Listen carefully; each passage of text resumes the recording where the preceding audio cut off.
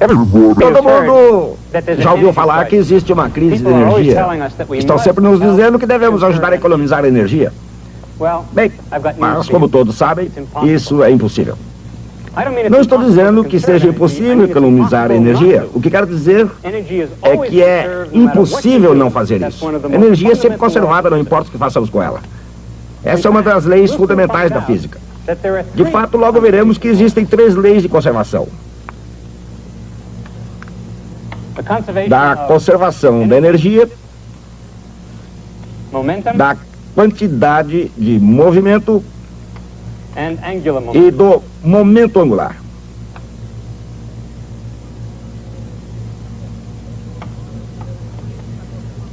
Essas 3 leis da conservação são as joias da coroa da física. 3 quantidades que jamais são criadas ou destruídas. Sua quantidade hoje é a mesma que sempre foi e que sempre será. Que crise é essa de que ouvimos falar então? Um colapso das leis da física? Imaginemos essa cena. O presidente dos Estados Unidos no Salão Oval. Todas as cadeias de rádio e televisão estão presentes. O presidente olha diretamente para o telespectador e diz: cidadãos, nessa hora de crise, devemos trabalhar juntos para ajudar a conservar o momento angular.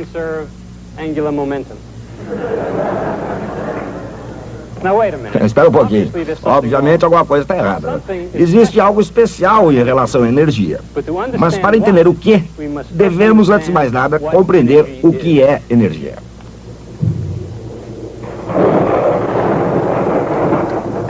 Energia. Em todas as formas, na Terra, no universo. A energia é fornecida pela natureza. Mesmo que parte dela, num perigoso jogo de seguir o mestre, seja liberada pelo homem.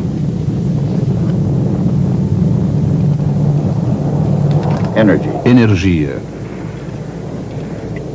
E mais energia. Não importa como ou com que frequência é utilizada, regular ou desregradamente, a energia é sempre conservada. Mas se isso é um fato, e a lei da conservação de energia diz que sim, por que não existe sempre energia suficiente à nossa disposição?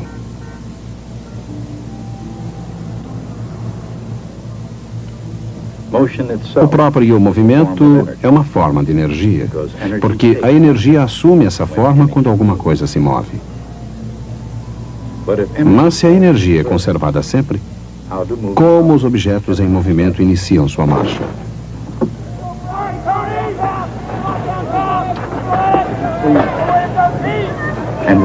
Uma vez em movimento, qualquer que seja a direção do movimento, uma vez que a energia se conserva para sempre, como poderão parar?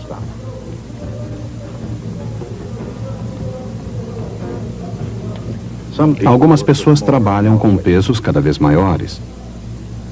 Outras conseguem livrar-se de parte do peso com que caminham. Mas aqui, a questão vital é: se é que a energia é sempre conservada, por que os músculos se cansam? E por que os pesos caem?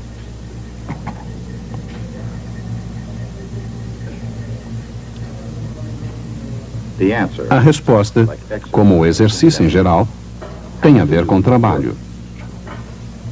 De fato, parte da resposta é trabalho. Para a aplicação da lei da conservação da energia, trabalho tem uma definição precisa. Quanto maior o peso, maior a força exigida para levantá-lo. Óbvio, portanto. Quanto maior a altura, maior o trabalho. Trabalho igual força vezes altura. Quando o trabalho é executado próximo da superfície da Terra, a força nessa equação é a força constante da gravidade, que é igual à massa vezes a aceleração da gravidade. Assim, trabalho igual massa vezes G vezes altura.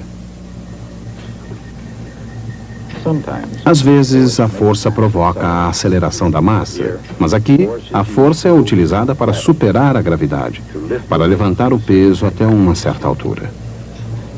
Na conservação de energia, o papel do trabalho é transferir energia de um lugar para outro. Do músculo ao aço, por exemplo. O haltere tem energia em virtude de sua altura. Essa é a energia potencial, representada pelo símbolo U. Num campo gravitacional constante, a energia potencial de qualquer objeto é calculada por mgh. Em outras palavras, sua energia potencial é exatamente igual ao trabalho nele aplicado. É chamada energia potencial porque, em qualquer altura, está pronta para entrar em ação. Quanto maior a altura, maior a energia potencial armazenada no peso. Uma energia potencial que pode se transformar em movimento. Em todos os seus altos e baixos, a energia potencial depende exclusivamente da distância vertical. Mas deve haver uma maneira mais fácil de demonstrar isso. Essas máquinas mecânicas combinam polias, canos, alavancas e planos inclinados que Galileu provavelmente teria admirado. Aqui está reunida uma tecnologia muito cara utilizada para aumentar ou diminuir ou simplesmente mudar a direção da força necessária para erguer um peso. Não importa em que direção essa força seja aplicada. A energia potencial está relacionada exclusivamente à altura. A energia potencial muda continuamente. Cada vez que algo se move para cima ou para baixo, a energia potencial deixa de ser conservada. Mas então, na lei da conservação de energia, o que é de fato conservado?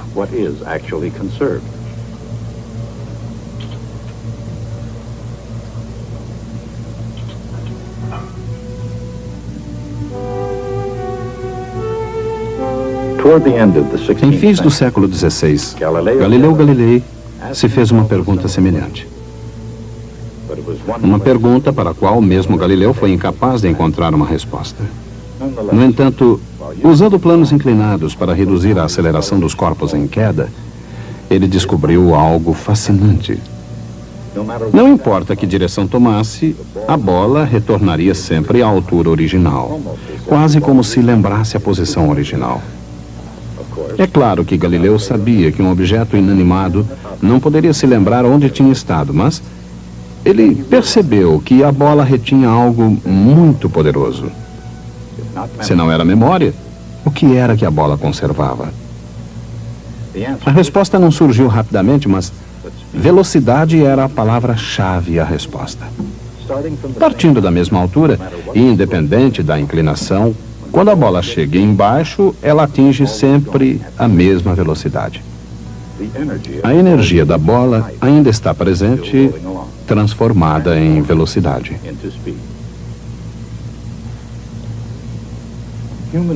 Movimentos humanos demonstram de maneira muito bonita como a energia pode mudar de forma. Empurrar um balanço talvez não pareça trabalho, mas é. Esse trabalho aumenta a velocidade da menina na parte inferior do arco e sua energia potencial na parte superior. Assim, enquanto o fluxo de energia de uma forma para outra possa parecer brincadeira infantil, ele começa com um pouco de trabalho. Esse pouco de trabalho é a força aplicada ao longo de uma pequena distância. Ao longo da trajetória, o trabalho é a soma dos trabalhos elementares. Ou, na linguagem do cálculo, é a integral dos trabalhos elementares. Se o esforço é feito contra uma força oposta constante, como no ato de levantar um peso de uma altura para outra, o esforço é a diferença entre as energias potenciais nas duas alturas. Isto é, a variação da energia potencial. Se o trabalho é feito sem uma força oposta, Esse esforço é ainda a força integrada ao longo da distância, mas o resultado do trabalho é a aceleração do bloco. Em outras palavras, ele ganha velocidade. Assim, o que acontece se considerarmos o intervalo em termos de velocidade?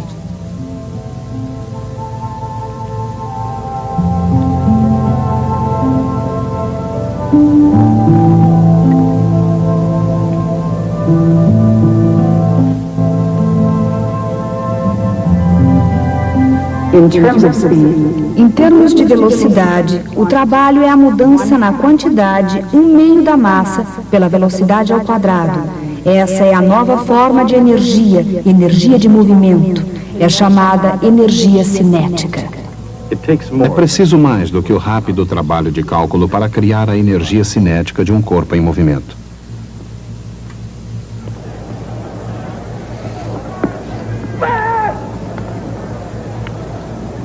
Trabalho é necessário para levar o corpo até a velocidade máxima e então usar sua energia cinética para se lançar a distâncias incríveis.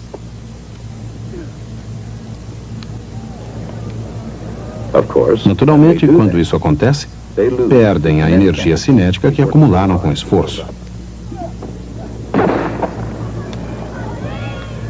Mas se existem apenas duas formas de energia, potencial e cinética, e nenhuma delas é conservada, como pode alguma forma de energia ser conservada? Existe uma explicação simples, mas convincente, mas que exige um esforço de imaginação.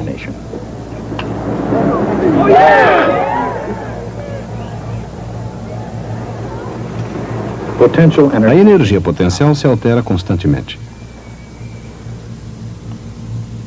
O mesmo acontecendo com a energia cinética. Mas quando a soma da energia cinética e da energia potencial é considerada em conjunto, a totalidade de energia é uma constante.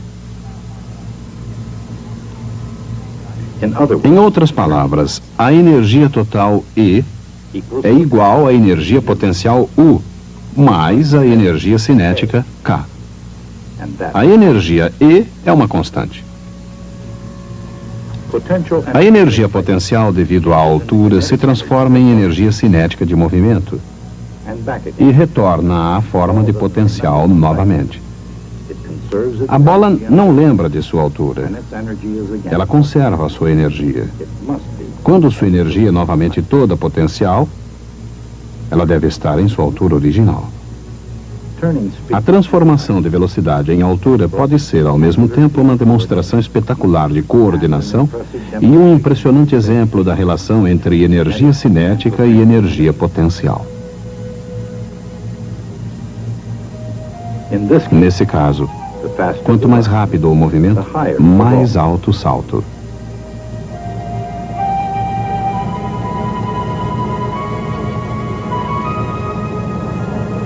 Os músculos aumentam cada vez mais a energia cinética, até o limite da capacidade do atleta.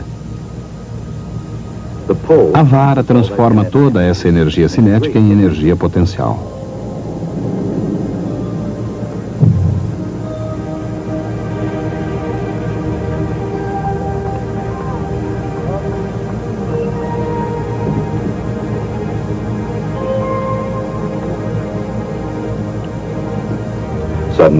Subitamente, caindo cada vez mais rápido, sua energia potencial acumulada volta a se transformar em energia cinética. Mas alguma coisa está errada. Agora, ele não possui mais energia potencial nem cinética. E se a energia é conservada, para onde elas foram? Na verdade, o que acontece a toda energia usada na Terra?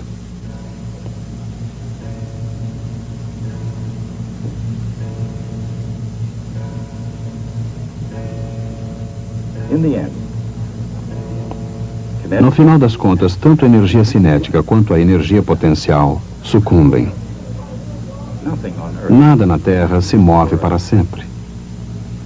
A conservação de energia, a lei da inércia, a lei da queda dos corpos de Galileu, são noções científicas e não de ficção. Mas para que possamos visualizá-las com clareza, é preciso ir além da experiência cotidiana.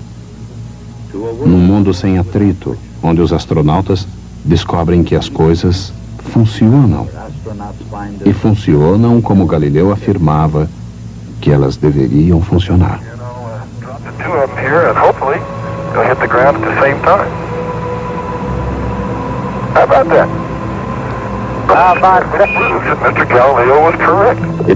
Foram necessários 400 anos e bilhões de dólares. Mas mesmo aqui na Lua, ainda existe um certo grau de atrito. Mas com ou sem atrito, esses exploradores cósmicos não são os únicos que podem tropeçar.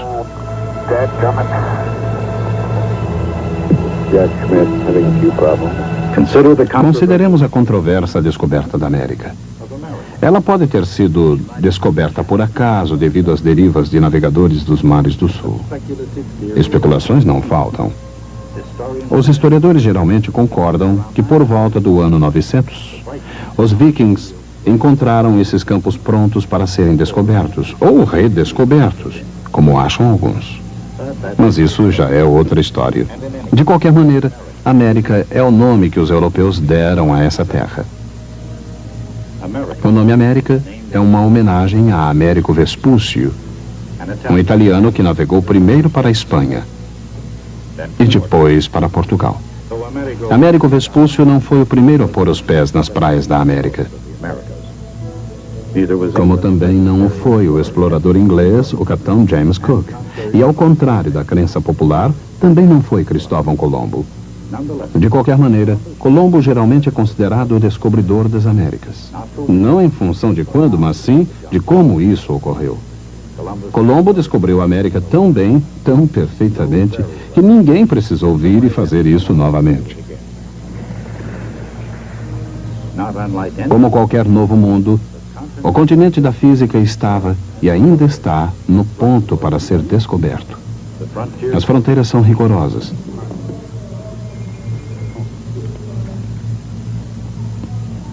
As descobertas, às vezes, chocantes. Muitas vezes controversas. Mas na terra da física, as recompensas podem ser maiores do que as vicissitudes. James Prescott Joule recebeu os louros pela descoberta da lei de conservação da energia. Ele não foi o primeiro a explorar essa região, mas como Colombo, voltou com mapas que o resto do mundo pôde seguir com confiança.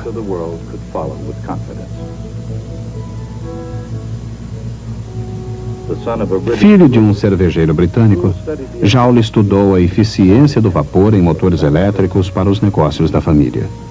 Ele elaborou um engenhoso método de medir a quantidade de energia mecânica que se transforma em calor. Um grande peso, levantado até uma certa altura, tem uma energia potencial precisa, mgh. Joule arranjou os pesos de forma que, ao caírem, girassem em paz no interior de um recipiente com água cuidadosamente isolado. Em seguida, mediu a temperatura da água. Dessa forma, Joule demonstrou que uma determinada perda de energia potencial se transforma sempre na mesma quantidade de calor.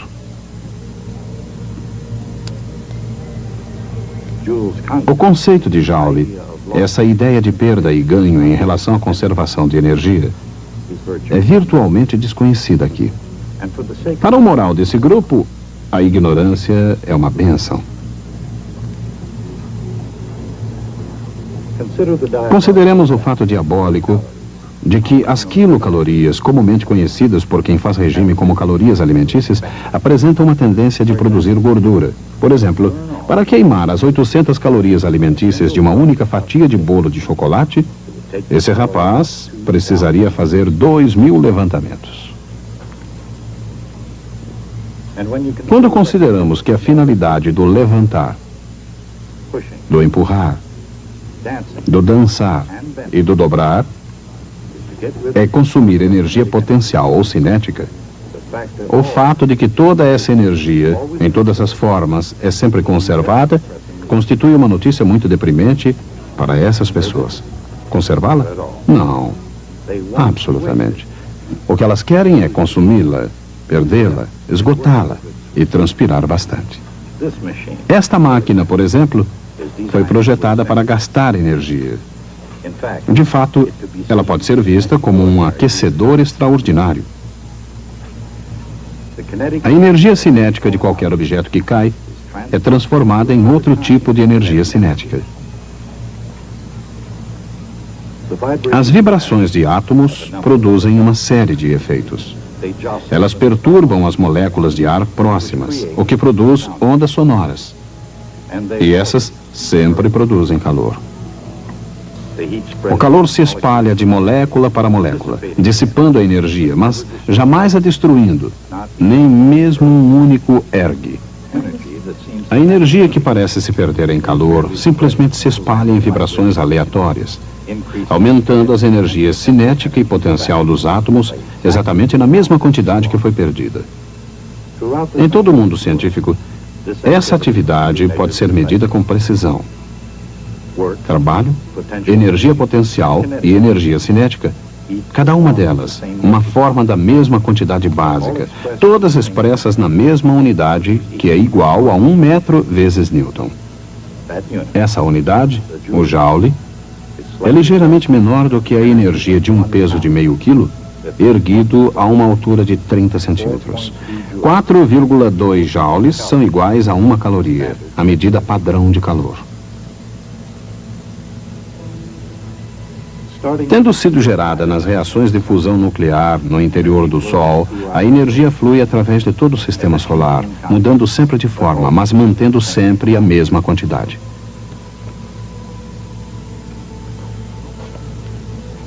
Ela alcança a Terra na forma de raios de luz que energizam o planeta e tudo que nele existe.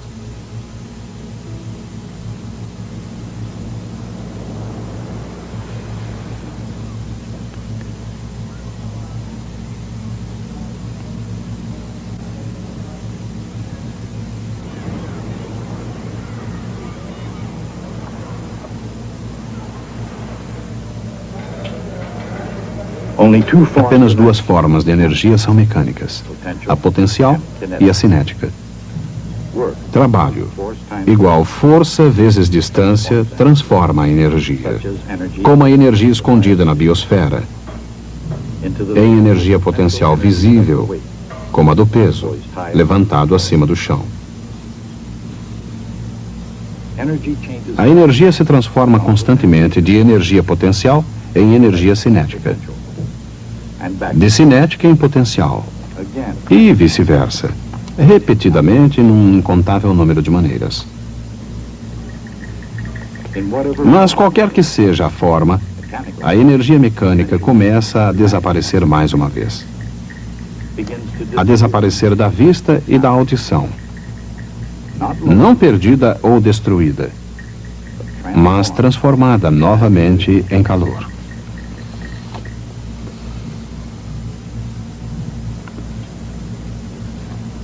A energia jamais se perde. Ela é sempre conservada. Mas, dissipada nos movimentos aleatórios de inumeráveis átomos e moléculas, a energia torna-se cada vez mais difícil de se recuperar e quase impossível de ser reutilizada. E apesar de que poucos sabem disso, este é o fim inevitável de toda a energia existente na Terra.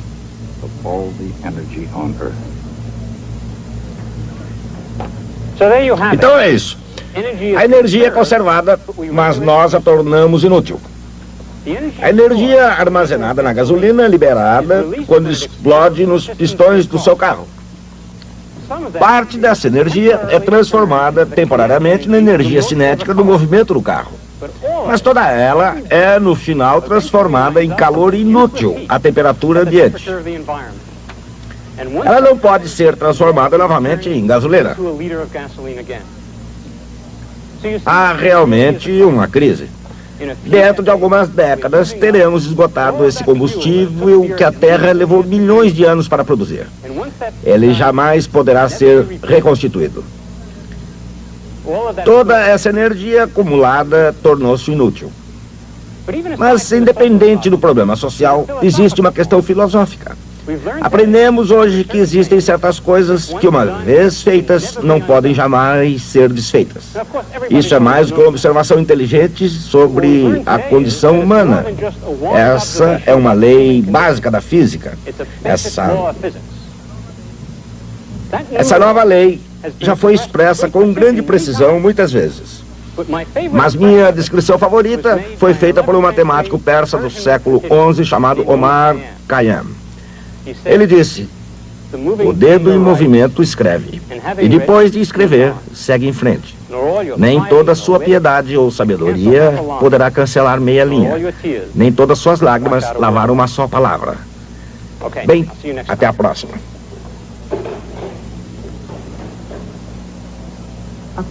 Segundo a lei de conservação de energia, embora a energia mude de forma, a quantidade total de energia no universo é sempre constante.